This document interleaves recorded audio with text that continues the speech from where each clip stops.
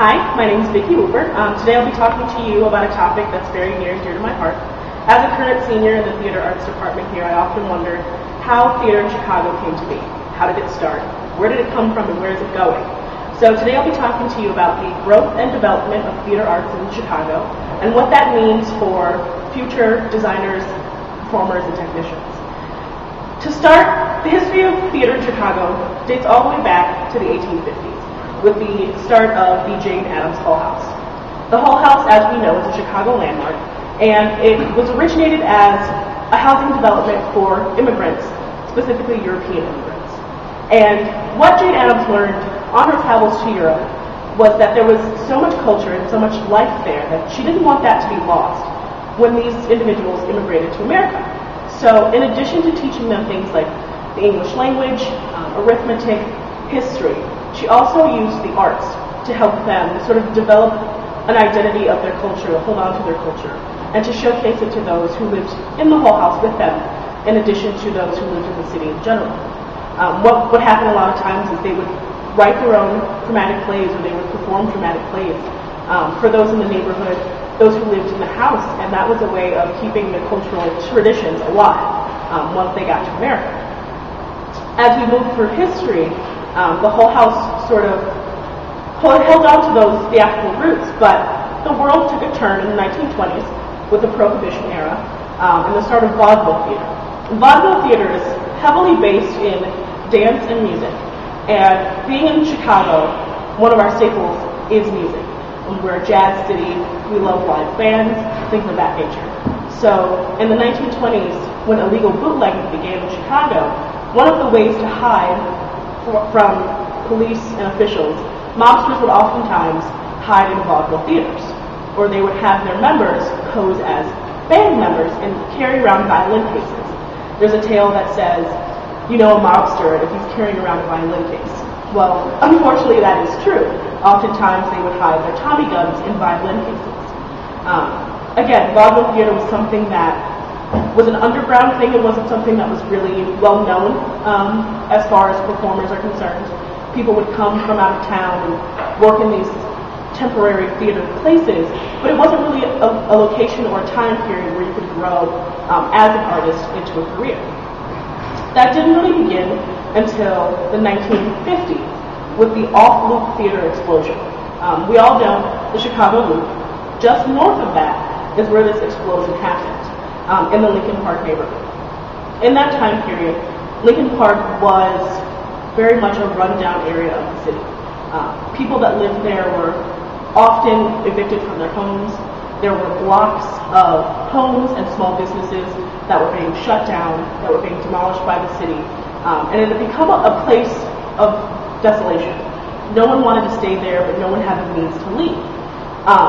And it had gotten to a point where there was so much crime because of a decrease in available working. People sort of didn't know what else to do, so they began to pillage businesses that had closed, stealing what was still inside those businesses, and just creating havoc for the area as a whole. So what would happen was churches and those a part of the congregation and the pastors and the preachers in the churches decided to take back their neighborhood. And so they started to have festivals. They would have arts festivals, music festivals, and they also integrated theatrical prayer into their weekly services. So they allowed their parishioners to do dances, to perform scriptures from the Bible live, things like that as a way to take back what had been taken from them in the form of their neighborhood. One pastor took it upon himself to expand that beyond the church, and he actually found what used to be an old warehouse where they would build washing machine parts, and turned that into one of the very first off-loop theaters called the Body Politic. The Body Politic opened in the late 1950s, early 1960s, and it became a safe haven for those who found solace in the performing arts. Very small theater troupes of 6 to 7 people would get together, and they would write short scripts, or they would perform, skits and stories for anyone who wanted to come see them as a way to get the youth off the streets and into something constructive. This kept happening, and theater companies kept growing along the loop, and in very small sequences. And eventually what happened was Students in colleges, Midwestern universities caught wind of what was going on and decided, when we graduate, we're going to migrate down to Chicago. And that's exactly what happened. And the residents of Chicago didn't necessarily have open arms to this new theatrical discovery right away, until two Chicagoans wrote a musical called Grease. We all know Grease as the movie and the play that it is, and it's become part of mainstream culture. But it set in stone the motion of the theater scene, if you will, here in Chicago. When that show debuted, it happened in a very small warehouse space like the Body Politic. And people loved it. It drew in not only Chicago residents, but those who were visiting from out of state, from across the country, to see that show. And it wasn't until after the success of Grease here in Chicago, and then its success on Broadway in New York, did people take hold and realize there's something special about Chicago and its potential theater scene. Some of the great theaters that we have today came out of this movement. Steppenwolf Theater grew out of this. The theater school at DePaul University came out of this, in addition to theaters like the Goodman. The Goodman Theater has been around since 1967, and it was originally a gift for the Art Institute of Chicago. It was a $20,000 gift. And the Art Institute didn't just want to take a monetary donation, they wanted to do more with it. So they created this wonderful performance space, and it has grown and become, a world-renowned ensemble performance group across the country. And the all-food theater explosion gave opportunity to students as well. So many students from the Midwest and in Chicago didn't know what to do when they graduated from their conservatory programs or their theater education programs. So the opening and the birth of these theater companies gave them an outlet, and they performed independently in small storefront theaters. And eventually they joined larger ensemble groups at Steppenwolf, at the Goodman, at theaters like Victory Gardens. And it gave them incentive to work harder. The downside to this, however, is they weren't really being paid. You couldn't make a living in the 50s and 60s as an actor or as a technician or a designer. And they struggled to sort of stay afloat. And that's when Chicago approached the Actors Equity Association to induct themselves. And what the Actors Equity Association does is it monitors the amount of money you make based on a tier system. There are 3 tiers to the Actors Equity Association: beginner, intermediate, and advanced. And whatever level you are in determines how much money you make and how many shows you perform in. There are regulations. You have to perform in a number of shows per year. You have to do a number of productions if you are a technician or a designer, things of that nature. And that really helped. That gave actors security. They knew that if I was in this show, I will make this amount of money, which means I will be able to survive in Chicago as an actor doing what I love.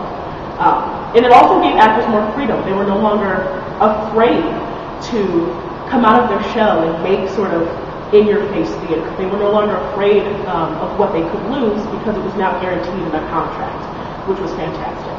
Another wonderful thing that came out of the off-loop theater explosion is the Jeff Award. The big award show for theater in general is the Tonys. The Jeff Award is Chicago's version of the Tony Awards. And it was born in the late 1950s, sort of as a way to just recognize the great work that was happening in Chicago. An award ceremony that happened annually. There would be awards given for Best Show, Best Screenplay, Best Adaptation, things like that. And it's grown. If you're here in Chicago and you do theater, and a show is Jeff nominated, it's a big deal. It's sort of like you get a Tony nod, but it's a Jeff nod. It's held, again, annually, every year, by the Board of Trustees, and professional theater companies in the city as a whole are invited to come be a part of this. And it's a wonderful experience. In addition to dramatic theater and contemporary theater, Chicago is home to improv. Improvisation was born out of the off-loop theater explosion as well, because a lot of these small troupes would sort of make things up as they went along. 2 of our main improv houses here in Chicago are Second City and Improv Olympic. Del Close and Charna Halpern were the founders of Improv Olympic, and Paul Sills was the founder of Second City. The unique thing about Chicago's Second City is that it's our nickname. We are nicknamed the world's second city, New York being first. And it was always said that Chicago as the second city was less than New York. Many journalists and playwrights and reviewers would say that if you act in Chicago, you're not really acting, sort of taking a stab at the city. So when we created these large-scale improv houses and solidified improv troops, they sort of had to take a second gander and realize the uniqueness that comes out of improv and theater in the city of Chicago. Regardless of all of the negative aspects from the media, reviewers, things like that, the people of Chicago loved the new growth of theater in Chicago. They even approached the mayor, Mayor Daley at the time, and told him, you need to make sure that the arts in Chicago live on. And initially he agreed, and there was a grant for $9.5 million that he was going to give to build new theater companies, restore theater companies, and help unionize theater companies in the city. Unfortunately, he didn't follow through with this promise that he made, and of course a lot of people were disappointed, but that never stopped the forward push. Residents of Chicago and tourists, again, would fill seats. They had no qualms about going to see a show in Chicago because they knew they were to expect greatness. And they did.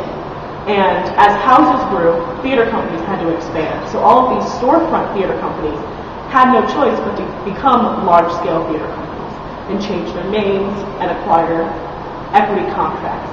It's always the goal of an actor or a designer to become equity. And that began to happen very quickly in the mid-1960s into the 1970s and so on today. It's my main goal to one day be equity. And this growth helped. So what does that mean for students like myself, leaving the collegiate world, trying to enter the professional theater world?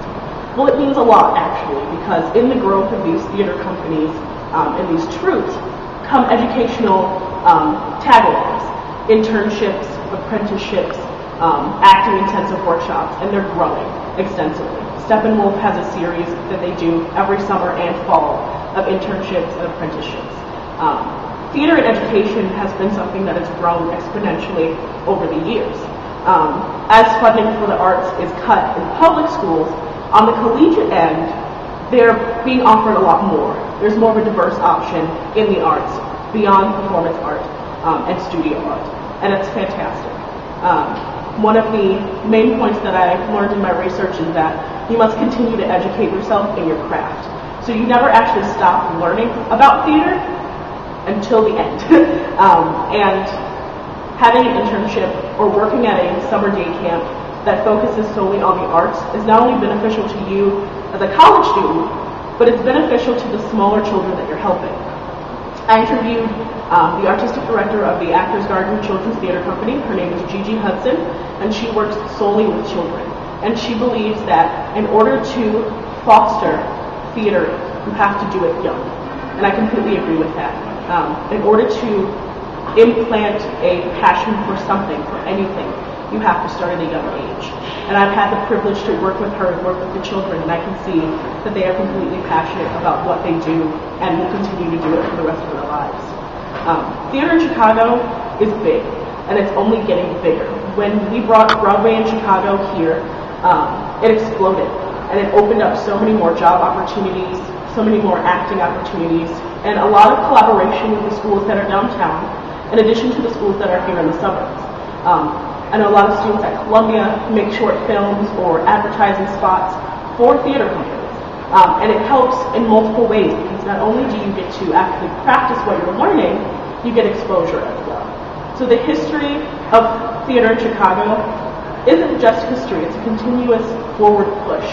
In order to know where we're going, we have to understand where we came from, and we came from such a rich history that our future has no choice but to be even brighter than that. So, thank you.